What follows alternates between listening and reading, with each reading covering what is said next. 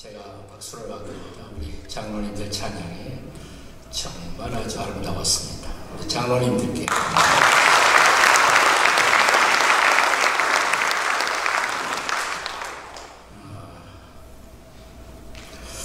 식사하는데 한 분이 이번 주제가 좋다고, 인생 다시 시작할 수 있다면 다시 시작할 수 있을까요? 그 대답을 하시려면 마지막 날까지 오셔야 합니다. 제가 주일날 5시 마지막 시간에 대답을 드리겠습니다. 과연 인생은 다시 시작될 수가 있을까? 옆에 분에게 물어보세요. 인생 다시 시작할 수 있을까요? 한번 물어보세요.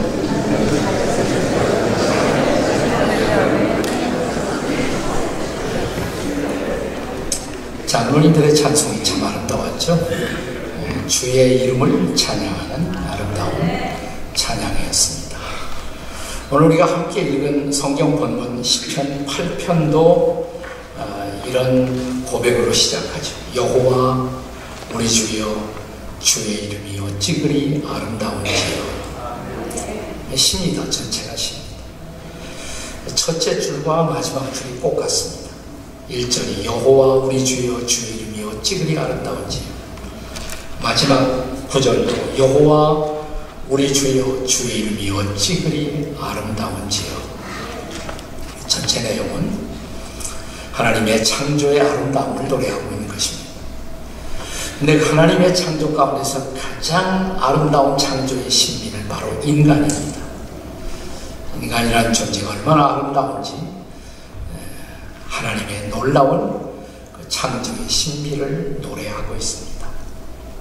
저는 모든 인간이 아름답지만 말씀의 자리에 나와 있는 사람처럼 아름다운 존재가 없다고 생각해요. 아멘. 여러분 그렇게 믿으십니까? 아멘. 옆에 분들에게 말씀의 자리에 앉은 당신 아름답습니다. 한번 해보세요.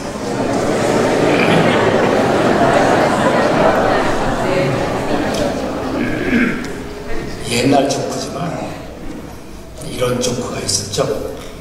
생각나실지 몰라요. 한번 저를 따라서 해보세요. 아름다움이 죄라면 옆에 사람 쳐다보고 당신은 사형감입니다.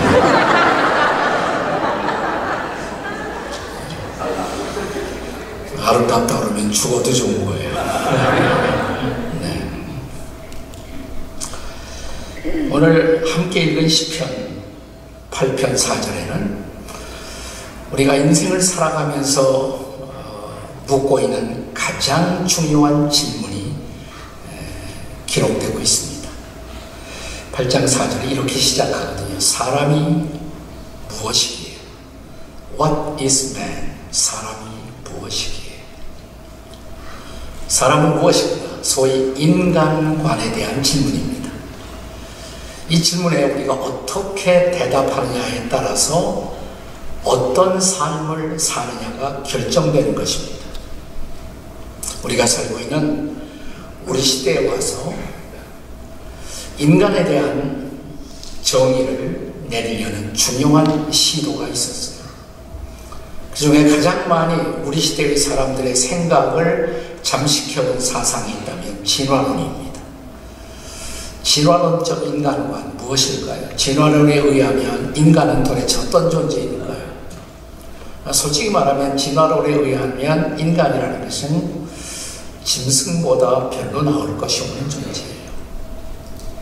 저는 오늘 진화론에 대한 장황한 철학적인 혹은 과학적인 토론을 시도하지 않습니다. 그냥 간단한 실험 한번 해볼게요. 옆에 사람 쳐다보시고요. 당신은 짐승이시죠? 한번 이렇게 말해보세요. 다 같이 시작. 당신은 짐승 보고 짐승이라고 하는데 유감 있습니까? 인간에게 동물적 요소가 분명히 있어요. 그것을 부인하지 않습니다. 그러나 그것이 인간의 전부일까요? 그것이 전부라면 당신은 짐승이라는 말 앞에 우리가 흥분할 필요도 없고 성질낼 필요도 없어요. 그건 짐승이니까. 그러나 그것이 전부가 아니기 때문에 우리는 그 질문을 그런 대답을 수용하기 어려운 것입니다. 진화론적 인간관, 짐승보다 별로 나을 것이 없는 존재. 우리 시대의 사람들은 그렇게 생각하고 있단 말이죠. 그래서 짐승 같은 인간의 횡포, 인간의 광기, 인간의 추한 모습들이 오늘 이 시대를 뒤덮고 있습니다. 또 하나, 우리 시대를 지배하고 있는 가장 강력한 사상이 있다면 두 개의 대립적인 사상이 있어요. 자본주의와 공산주의. 이 자본주의와 공산주의는 겉으로 보면 서로 대립하는 것 같은, 또 실제로 자본주의와 공산주의가 우리 시대에 치열한 싸움을 싸워왔습니다. 근데 불란서의 철학자 가운데 자크 엘룰이라는 철학자가 있는데, 이 철학자는 뜻밖의 얘기를 합니다. 자본주의와 공산주의는 다를 것이 없다. 뿌리가 같다, 이렇게 말합니다. 둘 다 유물론이다, 이렇게 말합니다. 둘 다 유물론이다. 물질이 중심이라는 거예요. 자본주의, 돈이잖아요. 공산주의도 돈이에요. 인간을 물질에 지나지 않는 존재로 보는 것입니다. 그런 영향 때문에 우리 시대의 사람들은 아침부터 눈을 뜨면 저녁까지 주야로 우리는 돈을 묵상합니다. 주야로 돈을 묵상하는 사람, 이런 사람을 우리는 돈 사람이라고 말합니다. 사람들이 돈 때문에 돌고 있잖아요. 우리 시대의 인간들의 모습, 물질의 지배를 받고 돈에서 헤어나지 못하는 존재들. 또 하나, 우리 시대 인간관 형성에 중요한 영향을 끼친 정신심리학자, 분석학자 프로이드에 의하면 인간은 성적 존재에 지나지 않는다는 것입니다. 결국 성의식의 지배를 받는 인간, 그것이 인간의 모든 것이라는 것을. 저는 인간이 성적 존재라는 것을 부인하지 않아요. 물론 우리는 성적 존재. 그러나 그것이 전부일까요? 그것이 사람의 전부일까요? 물론 우리 중에 어떤 사람은 아침에 눈을 딱 뜨면 그때부터 종일토록 성만 생각하는 사람도 있습니다. 이런 사람을 우리는 성인이라고 부릅니다. 이런 사람들이 좋아하는 인터넷 사이트가 성인 사이트입니다. 성은 분명히 우리의 존재를 구성하는 중요한 부분이지만 그렇다고 성이 인간 존재의 전부는 아닙니다. 그러면 인간은 무엇일까요? 사람은 무엇일까요? 도대체 사람은 무엇인가? 이 질문에 대한 가장 정확한 대답을 줄 수 있는 분이 있다면 저는 그것을 인간으로 만드신 하나님만이 대답을 줄 수 있다고 믿습니다. 오늘 본문에는 그 하나님의 대답이 우리에게 소개되고 있어요. 하나님의 대답. 사람이 무엇이기에? 그리고 하나님이 대답하십니다. 시편 기자의 입술을 빌려 우리에게 대답하시는 하나님의 정의, 사람은 무엇일까? 자, 시편 8편 4절 우리 다시 한번 읽습니다. 8편 4절을 다 같이 읽어요. 시작. 사람이 무엇이기에 주께서 그를 생각하시며 인자가 무엇이기에 주께서 그를 돌보시나이까? 여기 생각이라는 말이 나와요. 근데 원문에 보면 이것이 그냥 생각이 아니라 스쳐 지나가는 생각, 갑자기 번뜩이는 하나의 생각이 아니라 이것은 깊은 생각을 뜻하는 말입니다. 인간은 하나님의 깊은 생각 속에서 지어진 존재라는 거예요.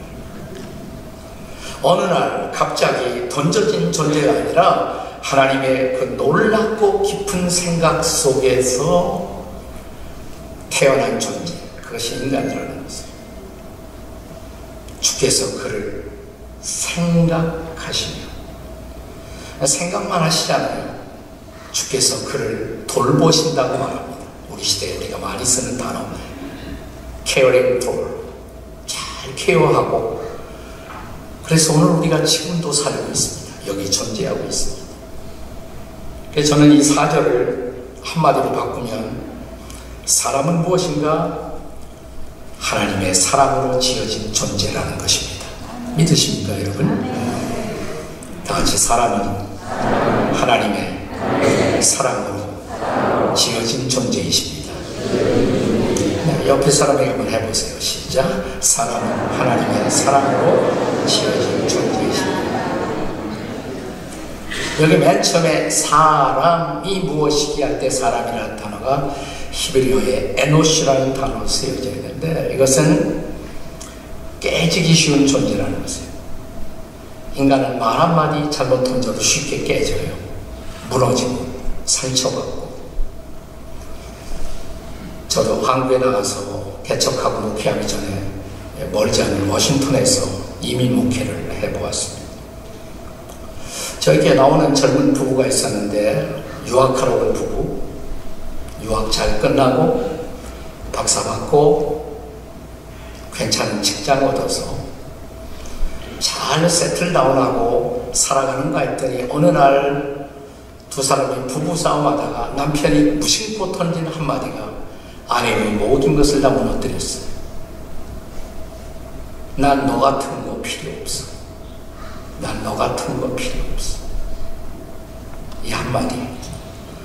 그래, 그동안 이 땅에 와서 네가 공부하는 동안에 내가 뒷바라지 다 하고 식당에서 일하고 세탁소에서 일하고 애 낳고 겨우 살만하니까 이제 난 필요 없다고. 이 한마디가 모든 것을 무너뜨렸어요. 이 한마디가. 인간은 쉽게 상처받아요. 쉽게 깨질 수 있는 존재입니다.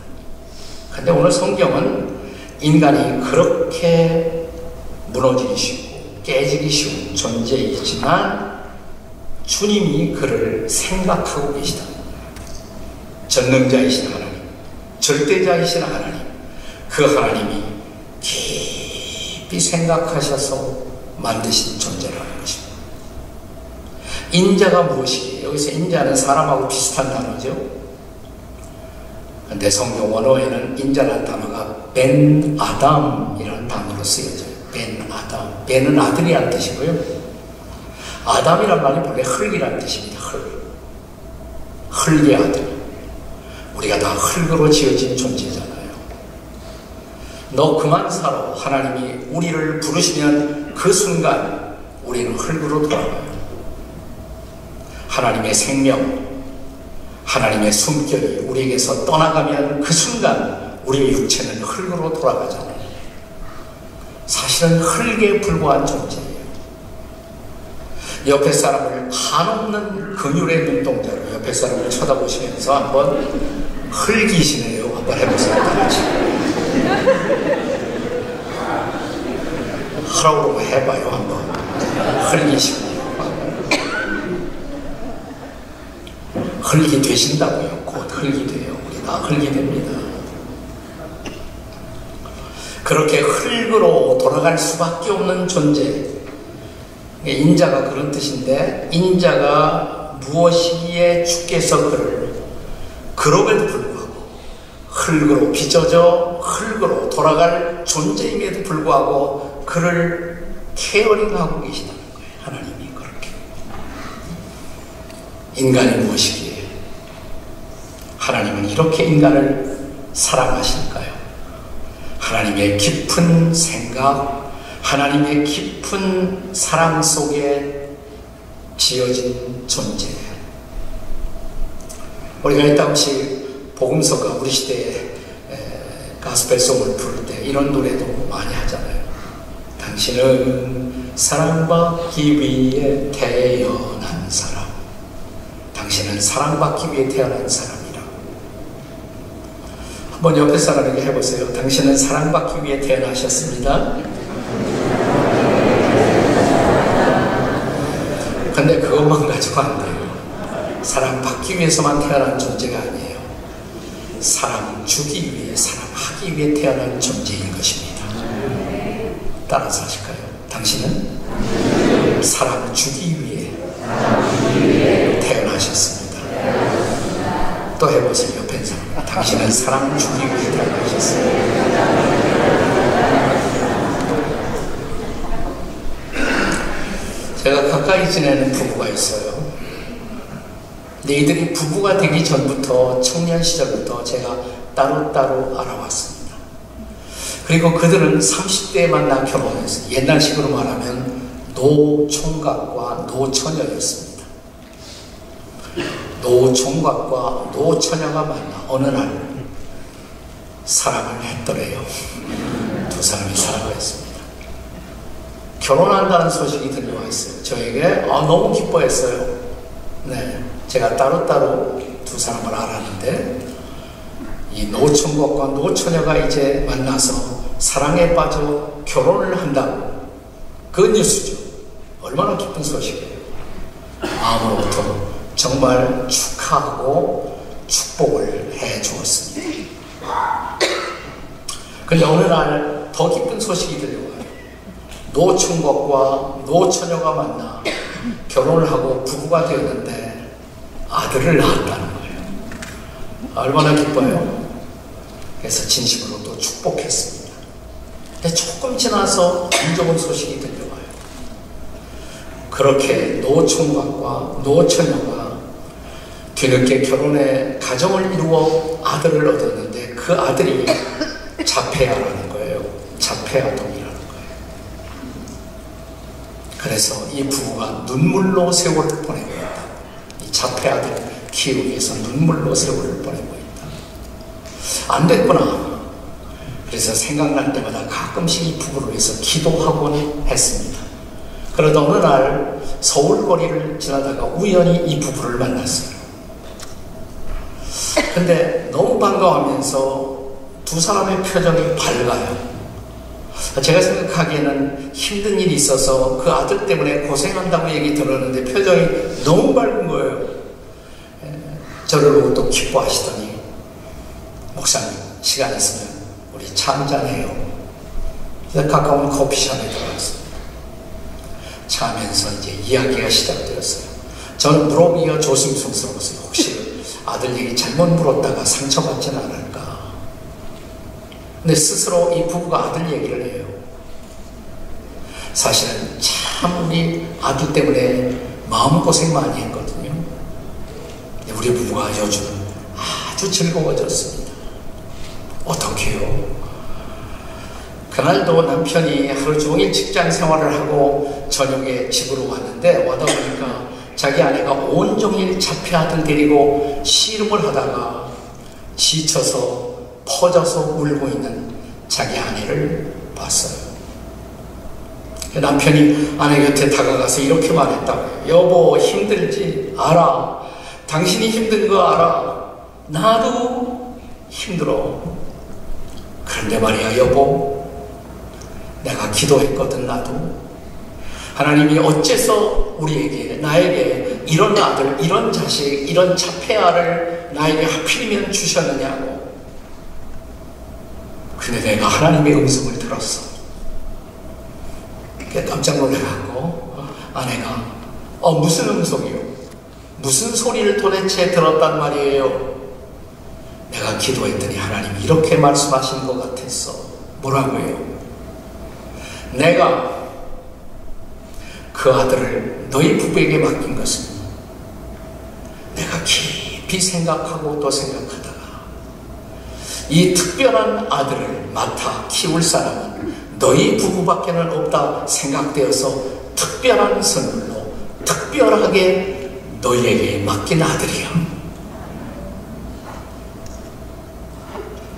그 생각이 자기 가슴 속에 들어온 그 순간부터 아들이 밉지가 않더래요. 아들을 새로운 눈으로, 경의의 창문으로 쳐다보게 되고 기대하게 되고. 저 가까이 지낸 목사님 가운데 서울 수소에서 목회를 하던 그분도 이제 저처럼 은퇴하셨지만 홍정길 목사님이라고 계세요. 그 목사님 명에서 시작된 학교 가운데 미랄 학교라고 장애인 학교가 있습니다. 그 학교에 들어갔대요. 이 부부의 아들이, 이 자폐 아들이. 그리고 너무 적응을 잘하고 너무 좋아져서 지금은 거의 정상화처럼 살고 있다는 거예요. 목사님, 저희 아들을 바라볼 때마다 저희들 마음속에 들어오는 이 중요한 메시지, 하나님이 깊이 생각하고 또 생각하시다가 너희 가정이 아니면, 너희 부부가 아니면 안 된다고 생각해서 특별한 마음으로 특별한 선물로 맡겨주신 특별한 아들. 사랑하는 여러분, 우리가 우리 주변의 사람들을 그렇게 바라볼 수 있다면 인생이 얼마나 달라질까요? 옆에 사람 다시 한번 째려보시면서 말은 하지 말고 그냥 쳐다만 보세요. 쳐다보시면서 옆에 사람 작품이잖아요. 하나님의 위대한 작품을 한번 감상해 보세요. 말은 하지 말고 쳐다만 보세요. 그리고 이렇게 한번 말해 보시죠. 가만히 보니 정말 특별하시네요. 이렇게 한번 해보세요. 시작. 네, 가만히 보니 정말 특별하시네요. 사람은 무엇일까요? What is man? 도대체 인간이란 어떤 존재일까요? 하나님의 대답 4절에 의하면 하나님의 사랑으로 지어진 존재. 하나님의 첫 번째 대답이십니다. 사람은 무엇일까요? What is man? 사람은 도대체 무엇일까요? 5절에 그 다음 절의 대답을 같이 찾아보겠습니다. 5절을 같이 읽습니다. 시작. 그를 하나님보다 조금 못하게 하시고 영화와 존귀로 관을 씌우셨나이다. 여기 하나님보다 조금 못하게 하시고 하나님보다 못하게 하시고. 근데 지금 우리가 사실 개정판이거든요. 전에 쓰던 개역 한글판에 의하면 거기서는 저를 천사보다 조금 못하게 하시며 그랬어요. 생각나세요? 옛날 번역 천사보다 조금 못하게 하시며. 근데 지금 스크린에 보이는 영어 번역에도 그렇게 돼 있어요. 한번 띄워보세요. 거기 뭐라고 했어요? You make him a little lower than the heavenly beings. Heavenly beings. 하늘의 존재. 천사를 가리킵니다. 천사. 천사들보다 조금 못하게 하시고. 제가 지금도 젊었다고 생각하지만 지금보다 훨씬 젊었을 때 청년들하고 바이블 스터디 성경 하다가 한 청년의 질문을 받았어요. 그때 마침 시편 8편 가지고 토론을 하고 있었는데, 목사님, 왜 하나님은 하필 인간을 천사보다도 못하게 지으셨습니까? 제가 그 친구한테 이렇게 반문을 했습니다. 친구야, 천사보다 조금 못한 것이 짐승보다 훨씬 난 것보다 훨씬 낫지.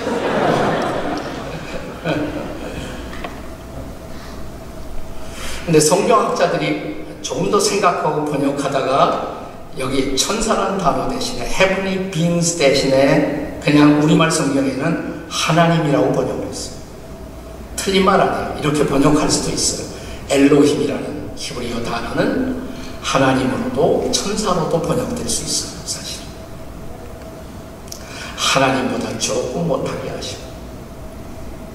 여러분, 인간이 하나님보다 조금 못하다, 이건 굉장한 거죠. 왜 그렇습니까? 하나님이 어떤 분이에요? 절대자이신 하나님, 전지전능하신 하나님, 무소부재하신 하나님, 그 놀라우신 하나님, 그 하나님보다 조금 못하다. 이건 굉장한 거예요. 굉장하잖아요. 자, 이 말의 파워를, 이 말을 실감있게 느껴보시기 위해서 다시 옆에 사람을 쳐다보시면서 하나님보다 조금 못하시네요. 한번 해보세요. 다 같이 해보세요. 시작. 좋죠? 네? 그것도 굉장하죠. 하나님보다 조금 못하다. 얼마나 대단한 거예요. 하나님보다 조금 못하다. 근데 그 다음에 보시면 하나님보다 조금 못하게 하시고 영화와 존귀로 관을 씌우셨나이다. 이 관이 면류관이라는 말이에요. 옛날엔 크라운이라고 번역되어 있죠. 영화와 존귀의 면류관을 씌워주신 존재. 인간은 무엇인가? 하나님보다 조금 못한 존재로서 영화와 존귀의 면류관을 쓰고 있는 존재. 영화, 글로리, 존귀, honor, 영광과 존귀로 면류관을 쓰임받은 존재. 그런데 영화와 존귀라는 이 두 단어는 성경에 보면 하나님을 묘사할 때 쓰여지는 단어예요. 하나님의 속성, attribute of God, 하나님의 속성. 하나님은 어떤 분이신가? 대표적인 대답이 둘이 있어요. 하나님은 glorious, 영화로우시고, 하나님은 honorable 하신 존재, 존귀하신 존재. 영화와 존귀의 관을 쓰임받은 존재. 사실은 하나님이 영화롭고 하나님이 존귀하신데 인간을 지을 때 인간에게도 영화와 존귀의 관을 씌워주셨다. 그러면 대답이 나와요. 무슨 대답? 인간은 무엇인가? 사람은 무엇인가? 따라서 하세요. 사람은 하나님을 닮도록 지어진 존재입니다. 아멘. 옆에 사람에게 한번 해보세요. 당신은 하나님을 닮도록 지어진 존재이십니다. 왜? 하나님이 어떤 분이라고 했어요? 하나님이 영화로우신 분. 또 하나님이 그 다음에 존귀하신 분. 네. 그런데 우리 본문은 하나님에 대해서 말하는 것이 아니라 인간이, 사람이 또한 영화롭고 존귀하다는 거예요. 하나님을 닮아서. 자, 옆에 있는 사람을 다시 쳐다보시면서 진지하게, 웃기시면 안 되고 진지하게, 당신은 영화로우십니다. 한번 해보세요. 당신은 영화로우십니다. 그리고 하나 더, 그리고 당신은 존귀하십니다. 해보세요. 당신은 존귀하십니다. 네. 영화롭고 존귀한 존재, 영화롭고 존귀한 존재. 그렇게 인간은 하나님을 닮도록 지어진 존재예요. 지어진 존재. 우리가 창세기 1장에 보시면 하나님이 만물을 창조하시고 마지막 날, 엿새 날, 창조의 클라이맥스에 하나님은 하나님의 형상을 따라 남자와 여자를 지으셨다. 그리고 그 다음 절에 하나님이 그들을 복주셨다, 축복하셨다. God blessed them. 그들을 축복하셨다. 이렇게 말합니다. 하나님을 닮은 존재로 남자와 여자를 창조하시고 하나님은 그들을 축복하셨다고. 인간은 하나님을 닮아 영화롭고 하나님을 닮아 존귀하게 지음을 받은 존재예요. 그런데 오늘날의 인간, 신문에 등장하는 수많은 인간들의 모습, 소위 그 인간이 벌이고 있는 수많은 추태들, 광기들, 그 모습들은 왜 그렇죠? 저는 그 대답은 성경만이 주고 있다고 생각합니다. 본래 창조에 있어서 이렇게 지음받았던 인간이 죄가 들어오고 그 인간이 타락했다는 것입니다. 인간의 타락, 이 타락이 영광과 존귀에 흠집을 낸 거예요. 영광과 존귀에다가 흠집을 낸 거예요. 그렇지만 여러분, 영광과 존귀가 흠집이 나고 인간은 타락한 존재가 되었지만 인간에게서 하나님의 형상이 사라진 것이 아니에요. 그 형상은 아직도 남아있어요. 제가 마침 이렇게 갑자기 이렇게 지갑을 뒤져서 한국 돈 1,000원을 찾으려고 그러니까 1,000원이 안 나오네. 네. 제가 한국 돈 1,000원을 굉장히 좋아하거든요. 좋아하는 이유는 한국 돈 1,000원에 새겨진 한 사람이 있어요. 혹시 누군지 아십니까? 미국 살아서 이제 한국 돈 다 잊어버리셨죠? 많이 쓰셨나? 네. 한국 돈 1,000원은 가벼운 거, 쉽게 쓸 수 있는 돈 같지만 그 1,000원짜리에 이택의 선생의 초상이 거기 그림이 그려져 있습니다. 이택의 선생 혹시 아시나요? 한국의 대유학자. 그 유학자의 22대 손이 바로 이 몸이십니다. 어쩐지 제가 고상하게 보이지 않다. 여러분이 그 1,000원짜리 돈을 떨어뜨려서 발로 짓밟아 보세요. 짓밟아 보세요. 난 또 한국 나와서 오래 있으니까 이제는 이 달러에 대해서 다 잊어버렸어. 이제 뭐가 이제 얼마인지 여기 20불 하나 있네. 20불에 새겨진 사람이 누구예요, 이건? 네? 토마스 제퍼슨? 네. 자, 그럼 한번 이거를 실험을 해보겠습니다. 이 돈이 떨어져서 타락을 했어, 타락을 했어.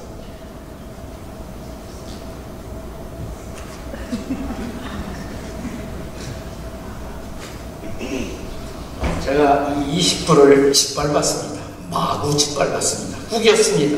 이 돈은 짓밟힌 돈이고 구겨진 돈입니다. 근데 회장님, 제가 20불 드리면 받겠어요? 안 받겠어요? 네? 한번 나와보세요. 분명히 20불이에요. 고맙습니다. 끝나고 나서 사모님하고 커피 스타벅스에 가서 잘 잡수세요. 구겨지고 짓밟혔지만 아직도 쓰여질 수 있다 없다? 있어요. 마찬가지. 인간은 짓밟힌 존재이고 타락한 존재이고 구겨진 존재이지만 인간은 아직도 고상한 존재예요. 인간은 아직도 아름다운 존재예요. 그래서 인간은 아직도 문화를 창조하고 복음을 전하고 하나님의 영광을 드러낼 수 있는 존재인 줄로 믿습니다. 사람은 무엇인가? What is man? 오늘 5절의 대답, 하나님의 형상을 닮도록 지어진 존재라.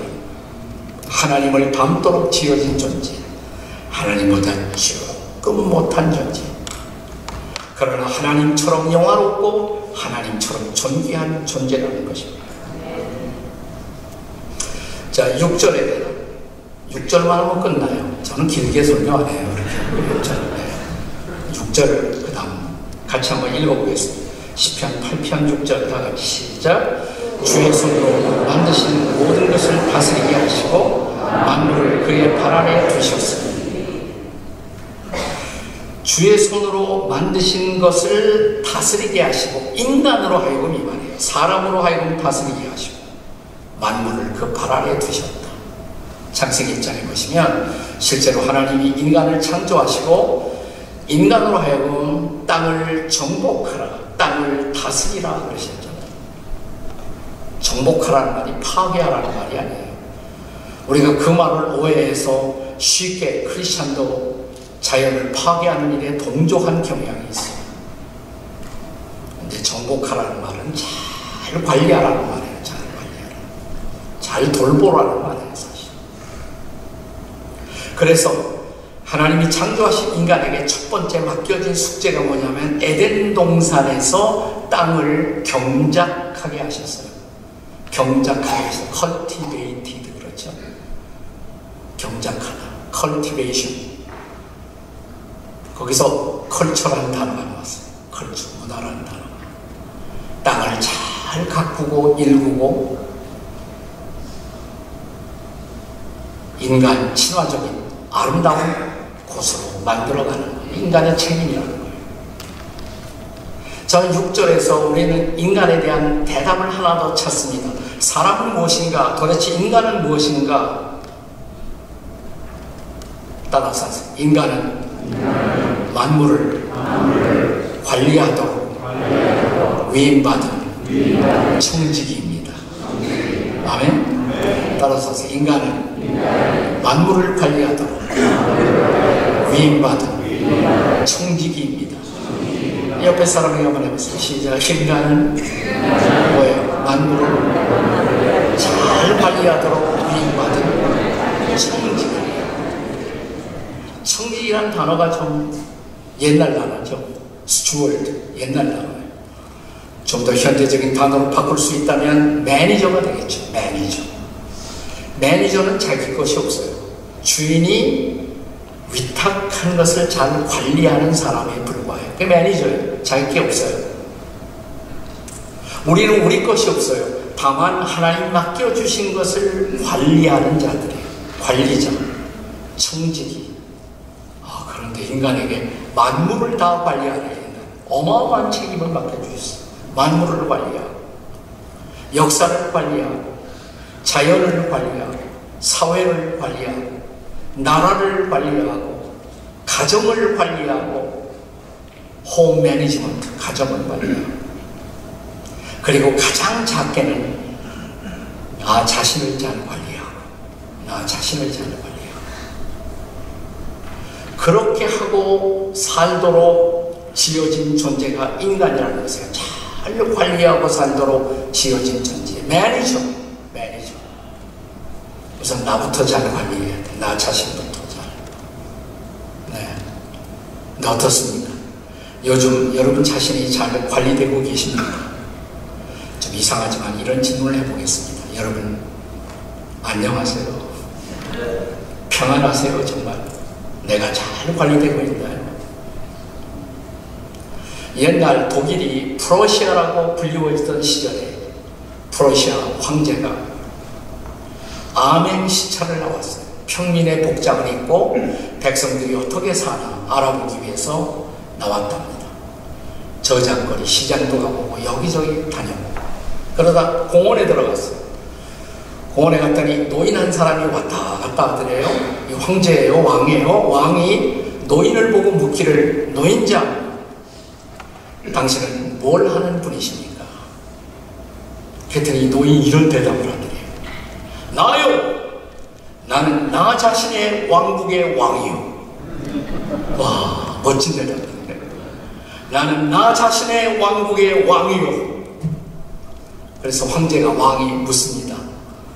그 왕국이 잘 다스려지고 계십니까? 그때 머리를 들면서 그저 그렇죠 뭐. 황제가 손을 내밀면서 나하고 비슷하군요. 악수합시다. 네. 오늘 우리 자신은 잘 다스려지고 있나요?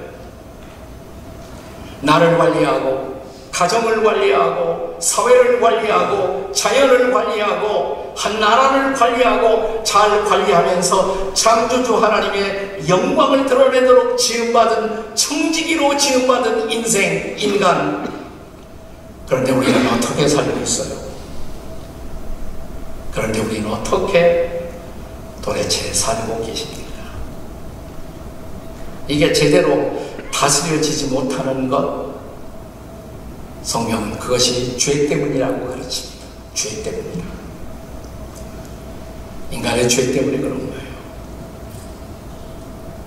죄로 말미암아 타락한 실존, 타락한 존재, 그게 인생이에요.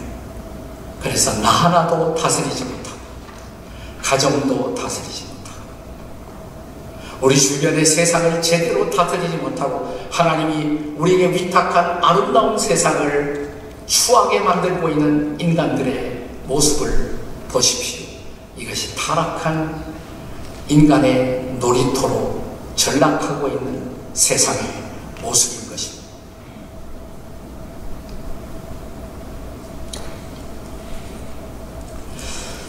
왜 하나님은 2000년 전 하나님의 아들 예수라는 분을 이 땅에 보냈을까요? 이 죄 문제를 해결하기 위해서. 그래서 인간이 다시 한번 자기 자신부터 제대로 다스리고 살 수 있도록, 죄에서 빠져나와 엉망진창이 된 나를 용납하고 용서하고 새로운 삶을 시작하는 것, 성경은 이것을 구원이라고 부릅니다. Salvation. 이 구원의 위대한 계획을 갖고 하나님은 2000년 전 당신의 아들을 구원자로, 세이비어, 구원자로 예수 그리스도를 이 땅에 보내신 것입니다.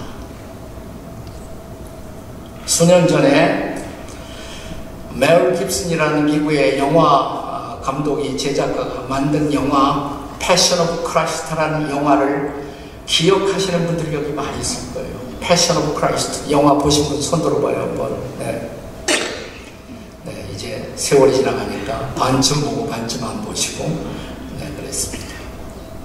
안 보셔도 괜찮아요. 보기 힘든 영화죠. 정말 보기 힘들어요. 왜냐하면 처음부터 핏자국이 가득한 예수님의 순환의 모습을, 순환받는 구세주 예수 그리스도의 모습을 그리고 있는 영화잖아요. 채찍을 맞으시고 옆구리에 찔림을 받으시고 눈으로 볼 수 없도록 예수께서 잔인하게 고문받고 채찍받고 피 흘리고 있는 모습들. 이 영화 시사회가 열렸을 때 한 기자가 멜 깁슨에게 이런 질문을 했다고 해요. 이걸 영화라고 만들었습니까? 이게 어떻게 아름다운 예술작품일 수가 있단 말입니까? 이것은 잔인한 다큐멘터리가 아니겠습니까? 멜 깁슨은 맞습니다. 이것은 잔인한 다큐멘터리입니다. 왜 이런 잔인한 영화를 만드셨습니까? 한 사람이 손을 들고, 아마도 손을 든 사람은 유태인 출신 기자였을지 모릅니다. 당신은 혹시 유대인들이 예수를 죽였다는 사실을 사람들에게 심기 위해서 이런 영화를 만든 것이 아닙니까? 또 하나의 엔티세미티즘, 반유대적인 홍보를 위해서 그 목적을 가지고 이런 영화를 만든 것이 아닌가요? 멜 깁슨은 No, not at all. 그렇지 않습니다. 전혀 아닙니다. 그러자 그 기자는 다시 질문을 그에게 부었습니다. 그러면 누가 예수를 죽였다는 말입니까? Who killed Jesus? 누가 예수를 죽였다는 말입니까?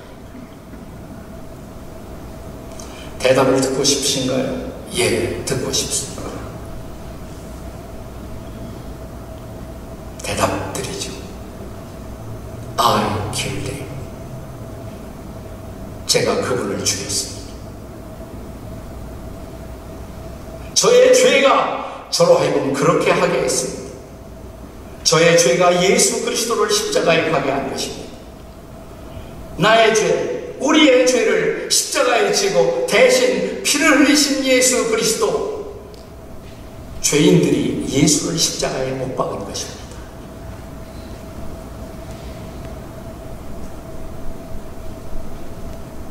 죄는 잔인한 것입니다. 이 잔인한 우리의 죄 때문에 예수 그리스도도 잔인한 피를 흘리신 것입니다. 그러나 그 피로 씻음받고 그 피로 용서받은 사람들은 비로소 새로운 삶을 시작할 수가 있습니다. 이 영화의 첫 성경 구절을 잊어버리셨나요? 패션 오브 크라이스트의 영화가 시작되자 첫 번째는 성경 구절이에요. 이사야 53장 5절의 말씀. 그가 찔림은 우리의 허물 때문이요, 그가 상함은 우리의 죄악 때문이요, 그가 징계를 받음으로 우리가 평화를 누리고 그가 채찍에 맞음으로 우리가 나음을 입었도다. 그의 십자가의 죽으심 때문에, 피 흘리심 때문에 용서받고 마음의 평화를 회복하고 새로운 인생을 시작할 수 있다는 것, 성경은 그것을 구원이라고 부릅니다. That's the plan of God's salvation. 하나님의 구원의 계획인 것입니다.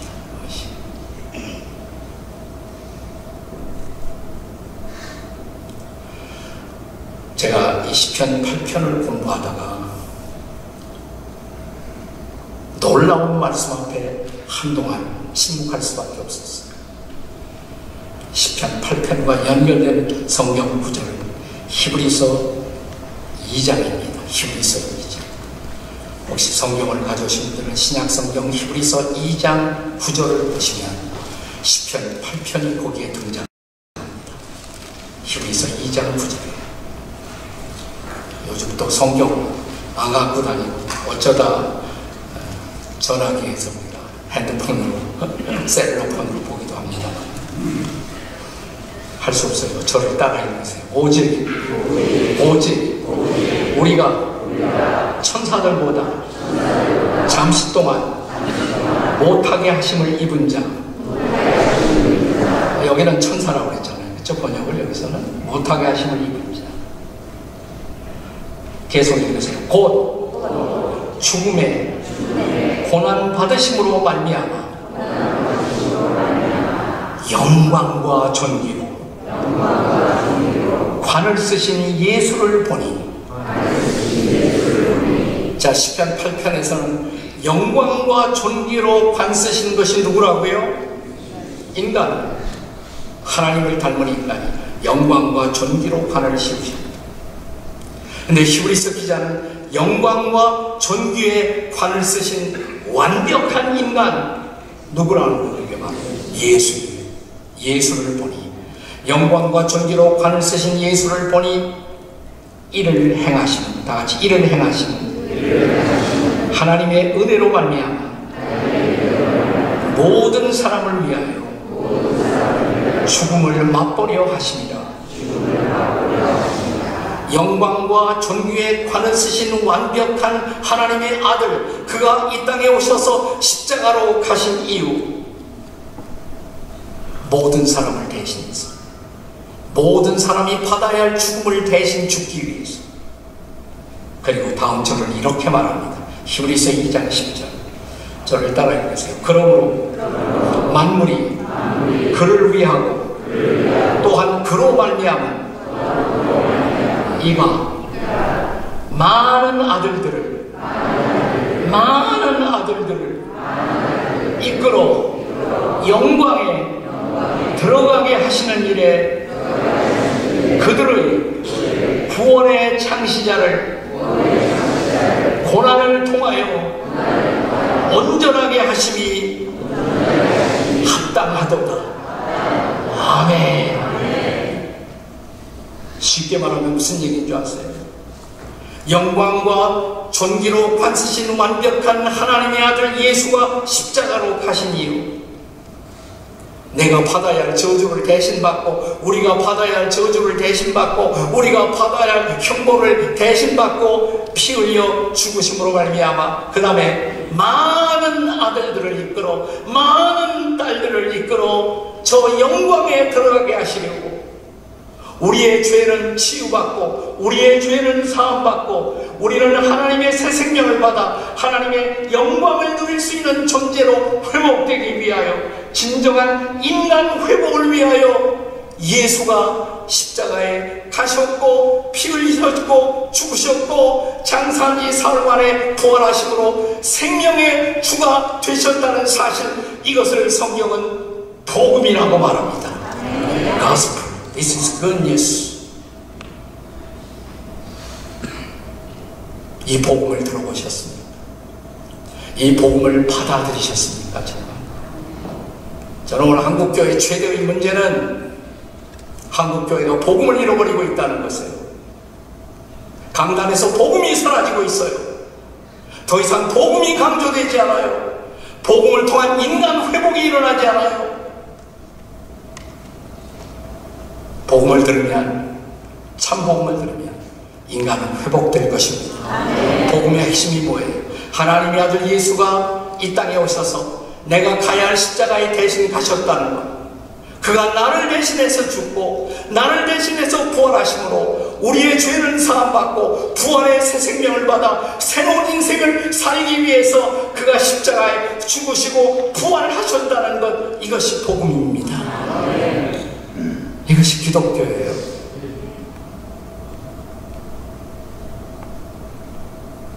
나는 이 사흘 동안 여러분과 함께 복음을 나누면서 제 마음이 벅찹니다. 오래간만에 우리 이민교회 성도들과 복음을 나눌 수가 있다는 것. 예수 안 믿는 사람들에게만 복음이 필요한 것이 아니에요. 예수 믿는 사람들이 복음의 감격을 상실했어요. 복음의 진리를 상실하고 있어요. 더 이상 복음 앞에 반응하지 못해요. 복음 앞에 흥분하지도 않아요.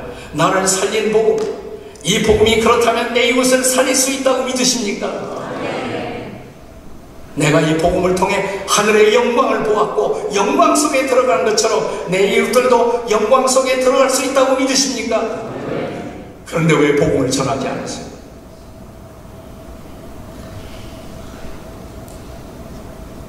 사람은 무엇입니까?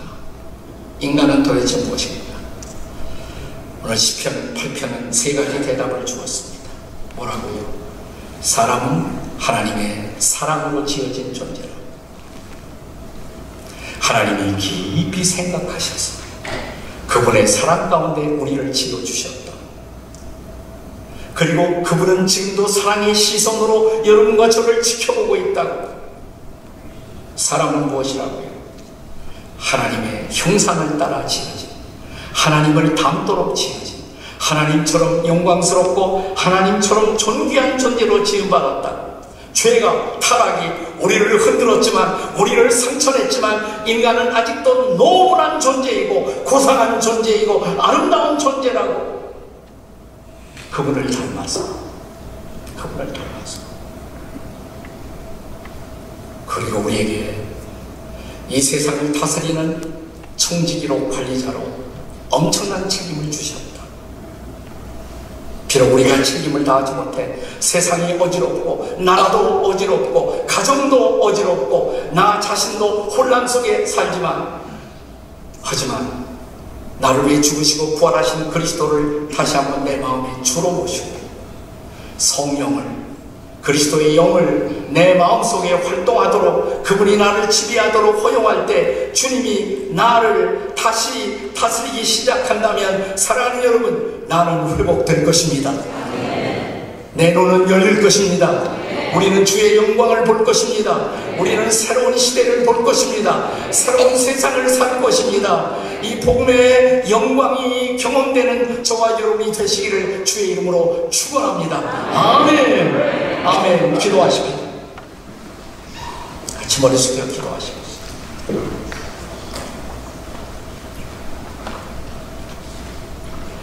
조용히 머리 숙여 기도하면서 제가 좀 질문을 하려고 해요. 복음을 아세요? 복음은 그리스도예요. 그리스도가 여러분 마음속에 살아계십니까? 바울의 고백처럼 나는 그리스도와 함께 십자가에 못 박혔고 지금 내 안에 그리스도께서 살아계시다. 나의 구주, 나의 주님, my Savior, my Lord, 나의 구주요 나의 주님이신 그리스도가 내 마음속에 계셔 지금 나를 간섭하시고 나를 다스리고 있다고. 교회는 나오는데 예수님 만난 일이 없어요. 교회는 나왔지만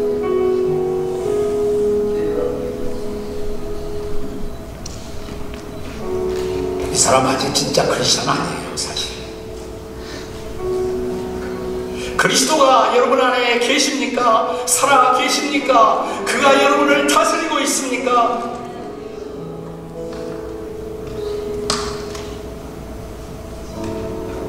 목사님, 모르겠어요. 정말 예수님이 내 안에 살아계신지 나를 다스리고 있는지 모르겠어요. 그렇게 됐으면 좋겠어요.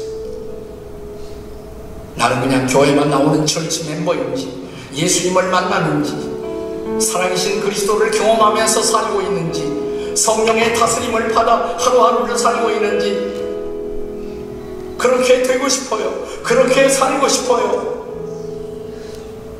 저를 위해 한번 기도해 주세요.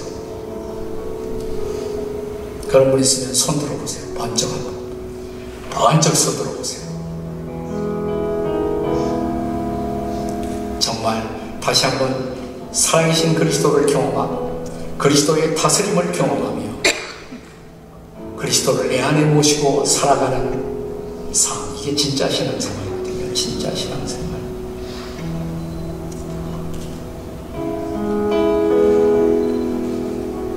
그런 분들은 그냥 앉은 자리에서 조용히 오른손을 가슴에 얹어보세요. 다 그냥 조용히 오른손을 가슴에 얹어보세요. 뭐 교회를 얼마나 오랫동안 나왔든지 교회에서 직분이 뭔지 I don't care. 중요한 것은 그리스도께서 내 마음 안에 계시고 나를 다스리시고